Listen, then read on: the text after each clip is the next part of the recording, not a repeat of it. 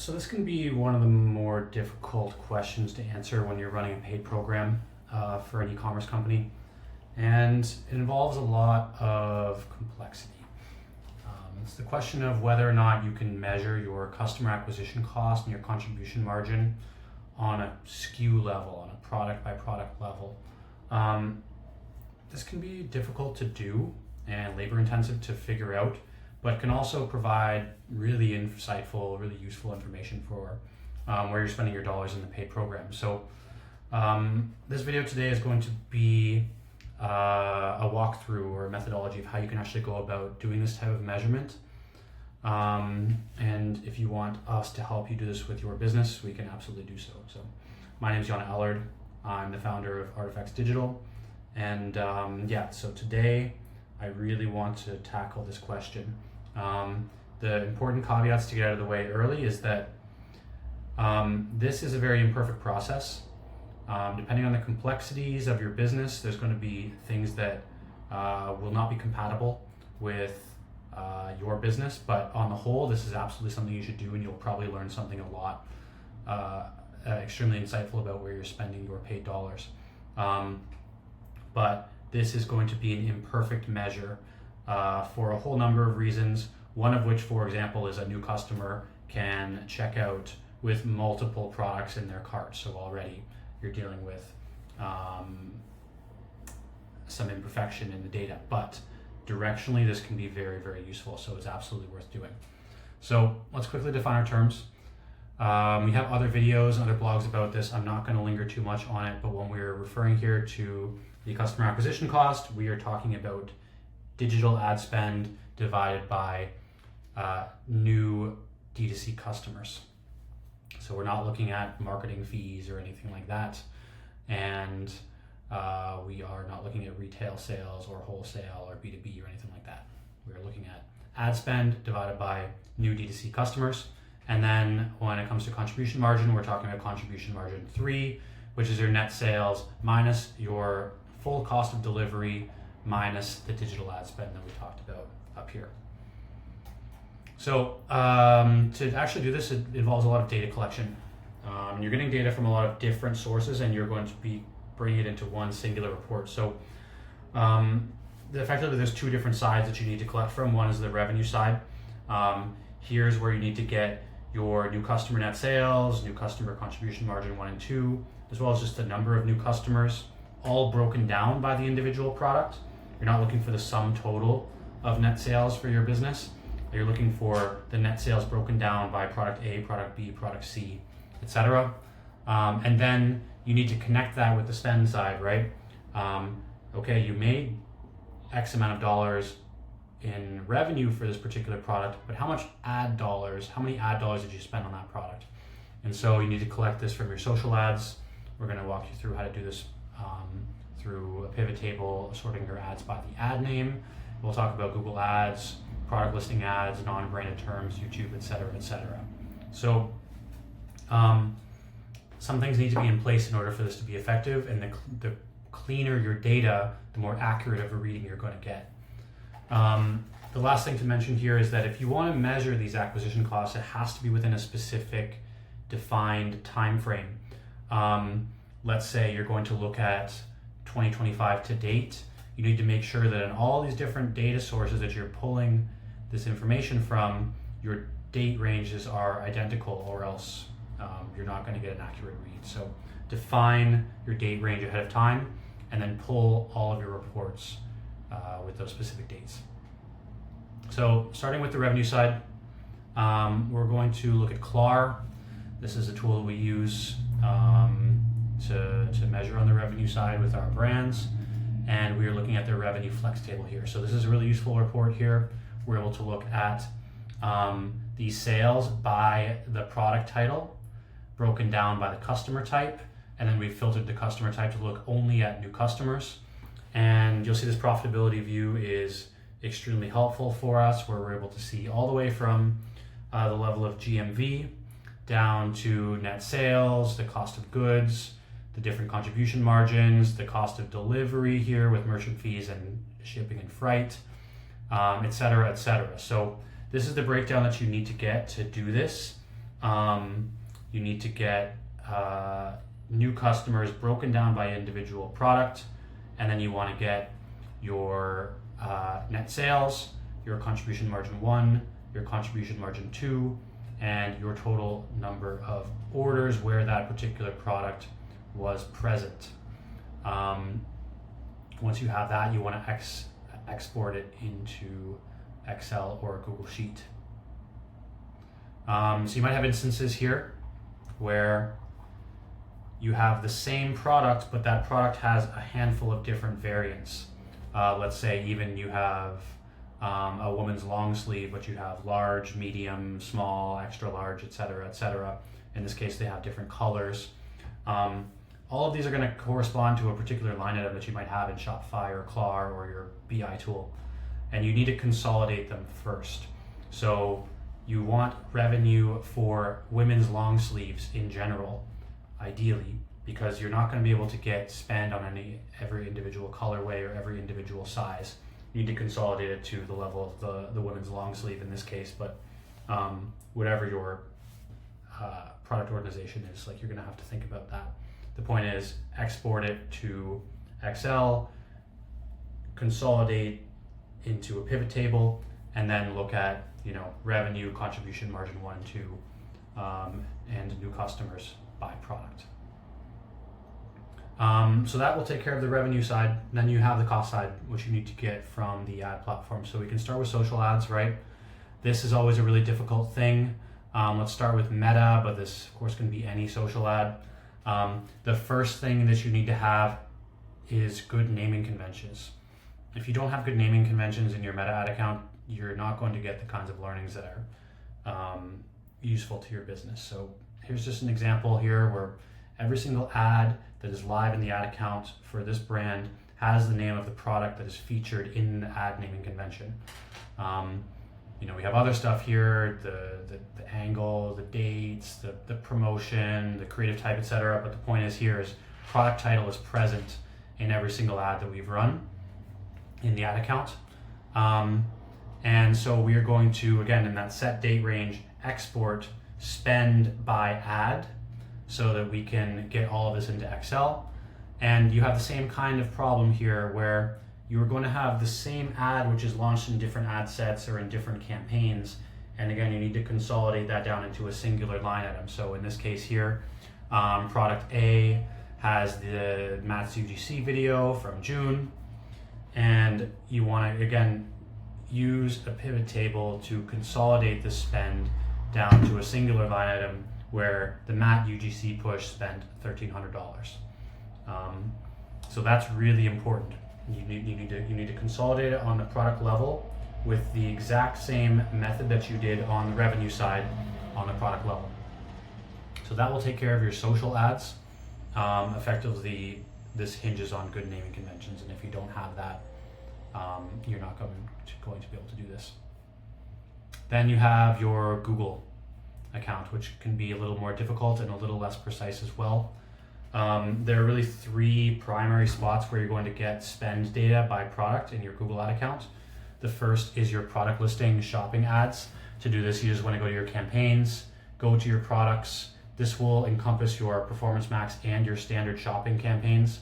And you're going to get spend by product here, cost by product in the case of Google. Same kind of thing. You will probably have product with different variants.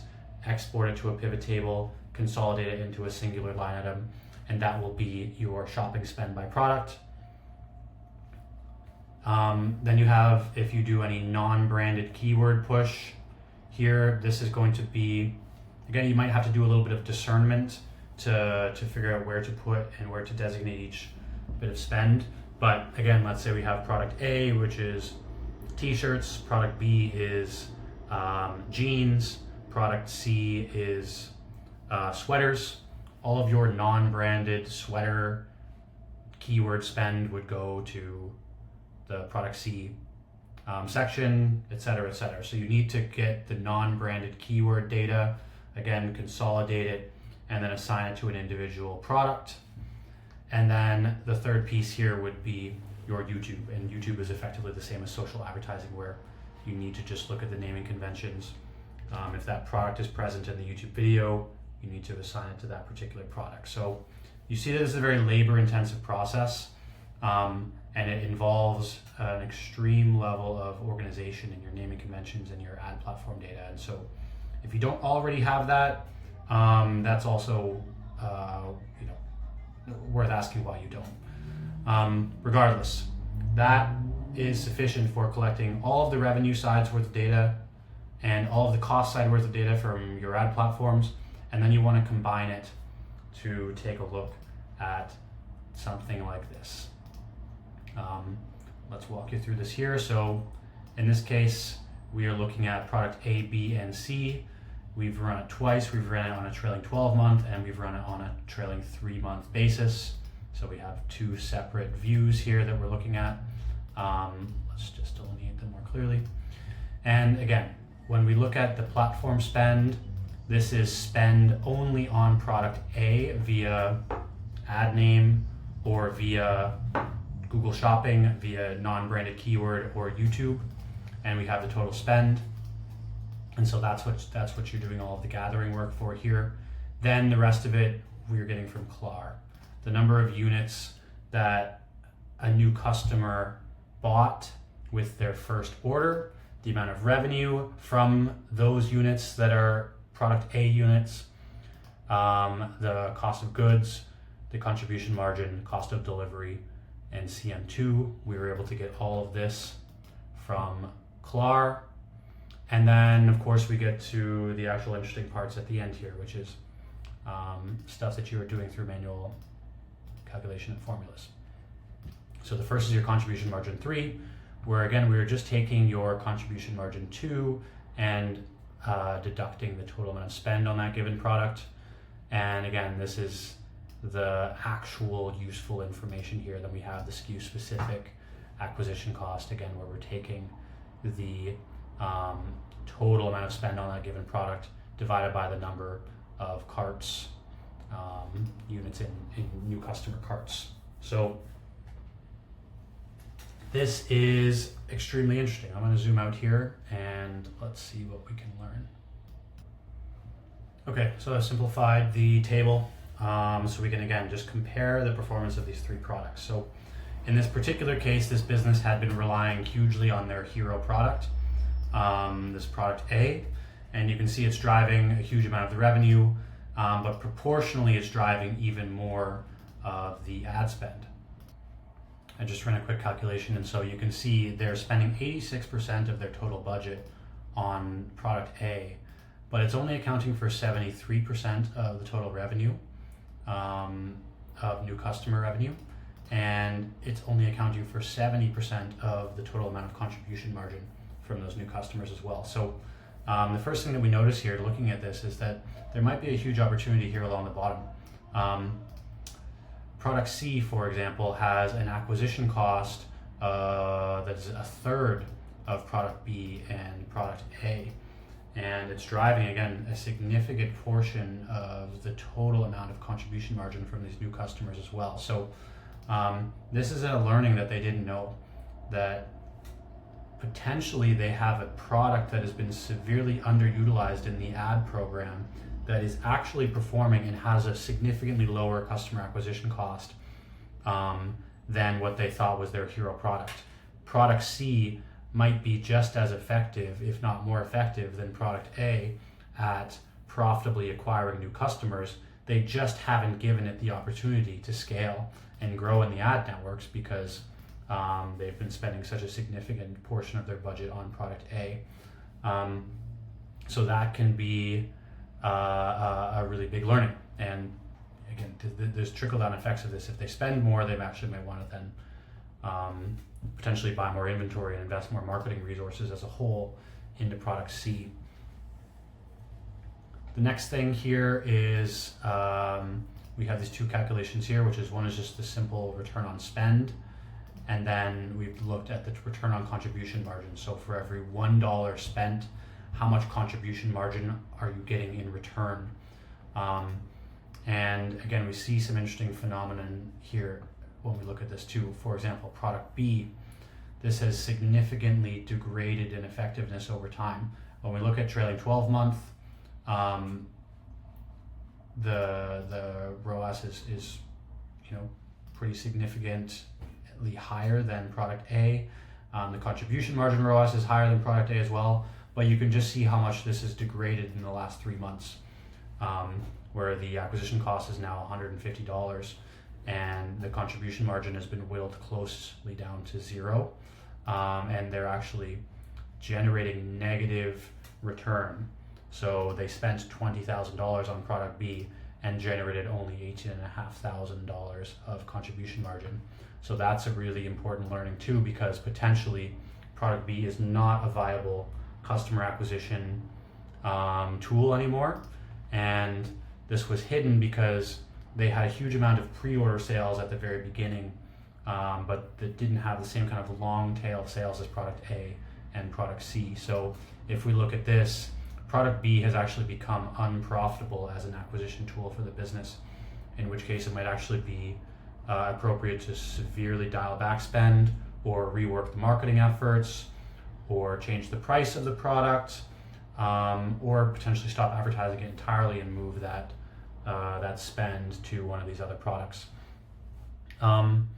So this is a really important exercise to run, because you can find products that are actually losers that are hidden.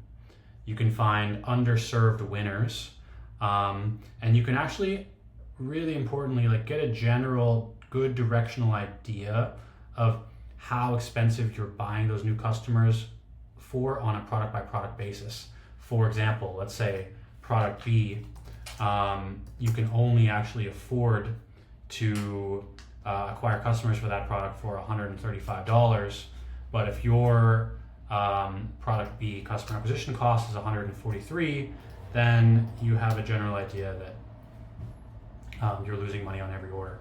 And let's say you have product D, which is not here and present yet, but you're about to launch it.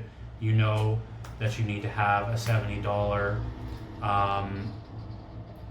acquisition cost, or else it's going to fall into unprofitable territory. You can then use a report like this to monitor the launch of that individual product, so that you can see, okay, we were able to spend up to, let's say, a $40 or $50 customer acquisition cost, and we are then making $20 worth of contribution margin every single order. So again, this is not perfect. There is spend that is going to be imperfectly allocated. Like, let's say you have a Facebook ad where product A and product C are both featured in that ad. You're gonna have issues chopping that up. And let's say a new customer buys product B and product A in their initial new customer purchase. Of course, that's going to throw off some of this as well, but directionally, this is extremely important. Find out what your best SKUs are, roughly how profitable they are for you, and really determine, are you spending your money in the right place? Are your ad dollars going to the places that are actually driving the most profitable new customer sales, or are they areas of waste or areas of missed opportunity as well? So this is a long video, but absolutely worth doing this legwork to learn whether or not you have inefficient dollars in your ad program. Hope this was useful. Thank you very much.